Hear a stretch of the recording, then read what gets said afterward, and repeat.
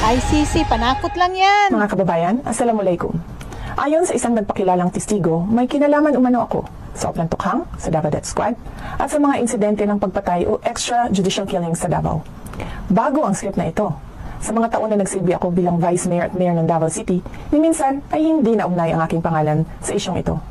Bigla na lang nagkaroon ng testigo laban sa akin nang mahalal ako na Vice President. At kabilang na nga ako ngayon sa mga akusado sa International Criminal Court. Maliban sa tiyempo, malinaw na sadyang pinilit lang na maidugtong ang pangalan ko sa isyong ito para ako maging akusado sa ICC. Ang pagpupumilit ng ICC na pakialaman ang ating hudikatura ay panghihimasok sa ating soberanya. Paglapastangan ito sa dignidad ng mga Pilipino at sa karangalan ng Pilipinas.